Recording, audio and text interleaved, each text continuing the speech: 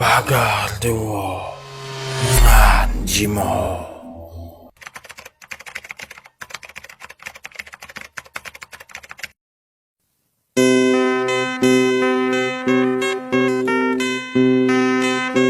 Orang pagar dewa, bahasa Lampung, istilah ini sangat dikenal yang disertai pagar dewa menganjimo, orang pagar dewa makan orang, ada cerita tersendiri soal ini. Dalam cerita rakyat pagar dewa, pada masa Minak Kemala Bumi atau Minakpati Penjurit ingin menyunting putri dari Keratuan Balau, ia mengayuh sampannya hingga di Welumik. Dari sini melintasi jalan darat untuk sampai di negeri Balau. Namun tak mudah, daerah kekuasaan negeri Balau dijaga ketat. Lalu Minak Kemala Bumi membakar seekor hewan untuk dimakan, dan di sebelahnya ada jasad orang.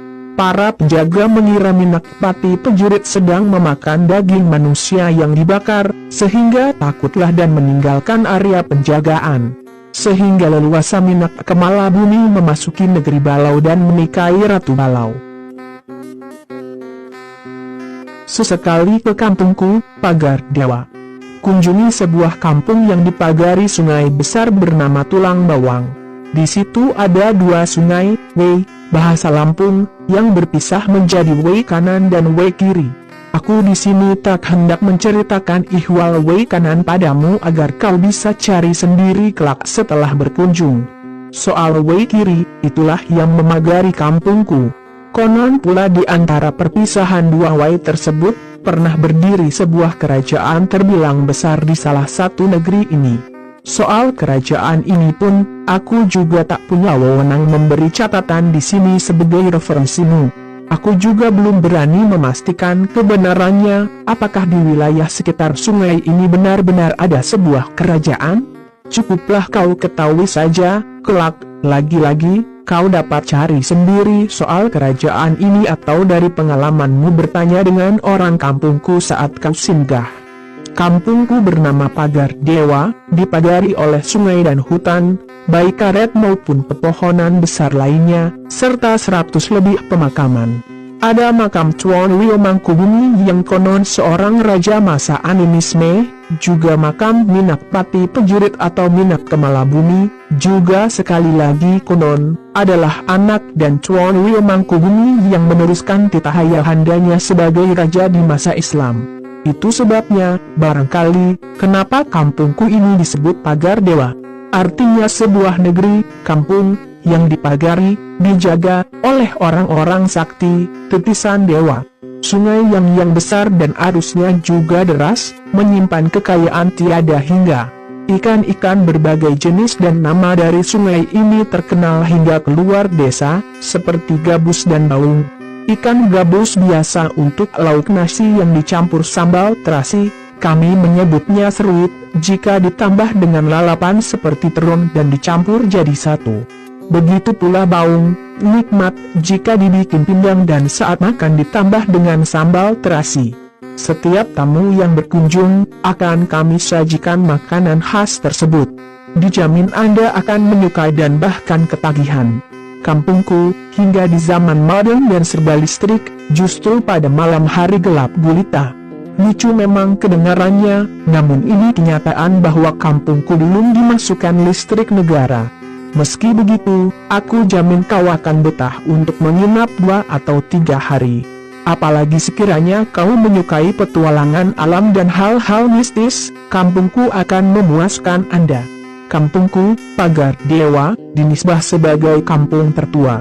Ini bukan pembelaan karena aku berasal dari sini. Melihat dari gestur kampungnya memang tampak amat tua. Mungkin lebih tua dari negeri lain di wilayah ini, betapapun pengakuan tak terbantah bahwa bangsa kami yang hidup di sini berasal dari sebuah bukit di wilayah barat. Adapun kampungku ini diyakini bahwa ada kehidupan sejak zaman animisme. Entah dimulai oleh Minak Kemala Bumi ataukah jauh sebelum dari dia yang hidup di sini. Tapi, sudahlah aku tak begitu tertarik membicarakan itu padamu saat ini.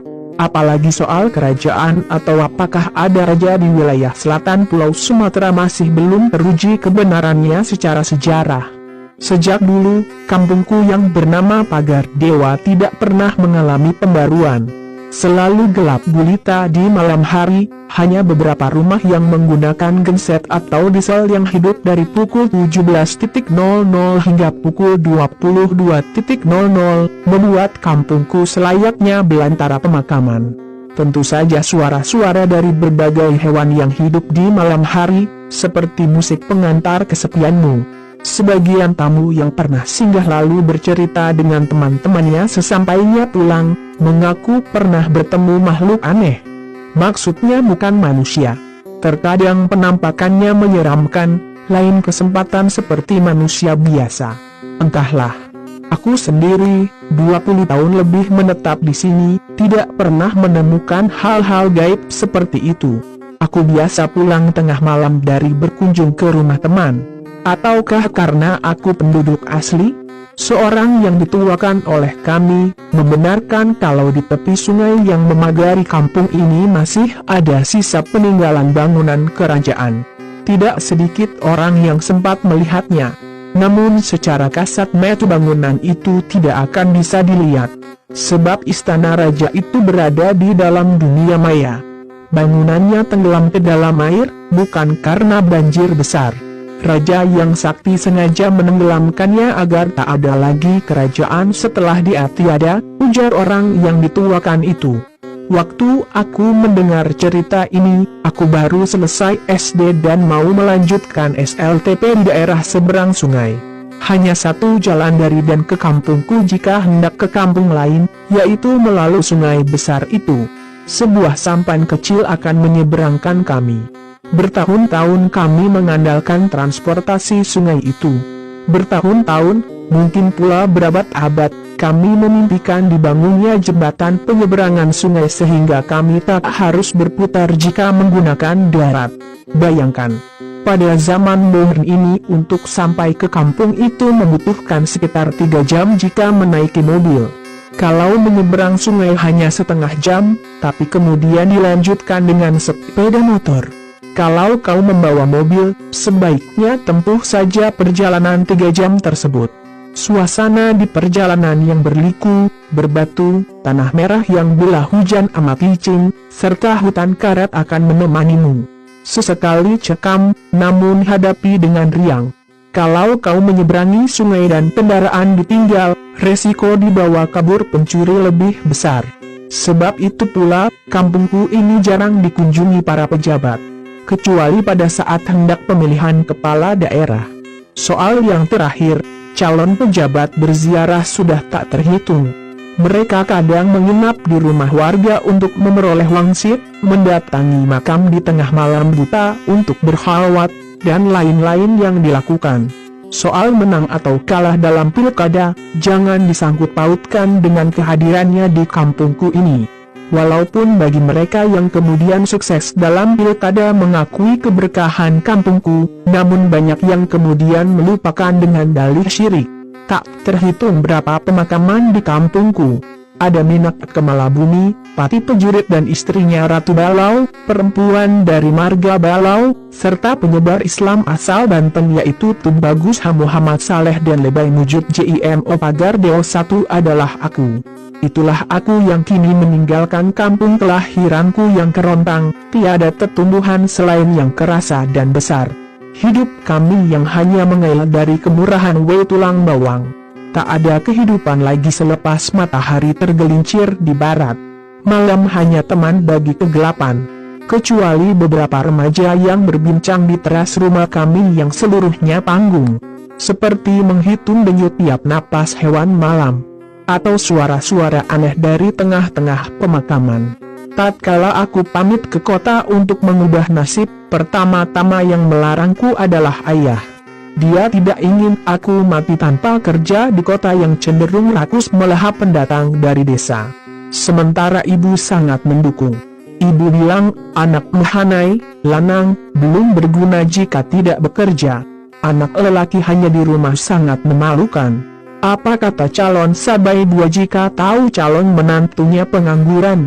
Pergilah kau ke kota, pulang jika sudah berhasil dan mampu mengambil perempuan untuk istrimu, seperti tertulah, demikian takdir kami. Jika ingin sukses hendaknya tinggalkan pagar dewa. Kampung ini belum bisa memberi apa-apa bagi masyarakatnya. Ya, sekiranya saja Minakpati Pejurit tidak merantau ke Banten, mungkin bisa melenggang hingga ke Tanah Harap. Misalnya Minak Kemalabumi, nama lain dari Pati Pejurit, hanya berdiam di pagar dewa, mungkin tak mengawini perempuan asal negeri Balau. Setelah sukses Minak Kemalabumi kembali ke sini. Dia pun meninggal dan makamnya berada di antara ribuan makam lainnya, dekat dengan Sungai Tulang Bawang, Wei yang amat terkenal hingga ke negeri Cina dan kerajaan-kerajaan lain. Banyak jimou pagar dewa yang sukses di luar. Banyak rumah-rumah panggung di sini yang ditinggal pergi pemiliknya, hingga sebagian roboh atau tinggal tanah kosong. Meski di sini masih terasa denyut kehidupan, namun sesayup-sayup. Pada lebaran aku pulang. Pada saat ini kampungku ramai dikunjungi. Orang-orang kota membawa genset agar malam benderang. Pada malam lebaran, tak ada bulan di atas kuburan, 3 tapi di atas pemakaman yang mengelilingi pagar dewa bertaburan kembang api. Suara gaduh meriam bambu dan petasan silih berganti. Ibu menyambutku. Ayah menatapku sekilas, lalu kembali ke kamarnya. "Apa yang mau kau ceritakan anakku dari kota?" ibu bertanya. "Seperti kata ibu, aku sudah berhasil. Aku memiliki warung di kota," jawabku. "Sudah siap kau melamar gadis di sini?" tanya ibu lagi. Aku diam. Ibu memandangku dalam, ingin mendapatkan jawaban dariku. "Maafkan aku ibu, anak mahanaimu ini. Aku sudah punya pilihan, gadis kota, bukan dari suku kita." Ibu menyorongkan jarinya ke bibirku. Aku mafhum. Ayah pasti pitam jika tahu kalau aku mengambil gadis tidak sama sukunya. "Kalau kau yakin pilihanmu itu akan baik kehidupanmu kelak, teruskan. Ibu akan selalu mendoakan bagi kebaikanmu." Aku memeluk ibu. Kucium kedua pipinya. Suara takbir semakin meninggi walaupun malam kian ringkih. Masjid terbesar dan satu-satunya di kampungku itu biasanya sudah senyap, kalau tak dibantu dengan genset bawaan tetangga yang tinggal di kota. Pada lebaran kedua, berdatangan jimou pagar dewa yang tinggal di kota. Termasuk orang pagar dewa yang sukses dan siap-siap bertarung di pemilihan kepala daerah. Boleh jadi keduanya ingin memperoleh wejangan, dukungan, dan wangsit dari leluhurnya di sini. Begitulah cara orang untuk menang dalam pertarungan politik. Merayu orang-orang yang masih hidup, dan meminta keberuntungan kepada yang telah meninggal dunia. Aku tetap terbata-bata di hadapan ayah yang bergelar Minak bangsawan negeri, pemuka adat yang dihormati. Seorang tokoh yang selalu diminta nasihat, tambo ihwal kampung, pemberi gelar bagi orang yang hendak bergawi 4 atau cakak pepadung 5 karinya. Ayah kerap diundang penguasa jika ingin menghelat adat. Padahal, aku tahu benar, gelar adat yang ayah peroleh karena didanai anaknya yang hidupnya sudah berlimpah di Palembang. Kakakku, Adin Enam Hermani, punya dendam yang selama ini dipendam pada adat. Saat ingin merantau, ia bersumpah tak akan menginjakan kaki lagi ke pagar dewa, kalau tak sanggup membiayai ayah mendapatkan gelar. Kalau ayah bergelar, dia akan dihormati.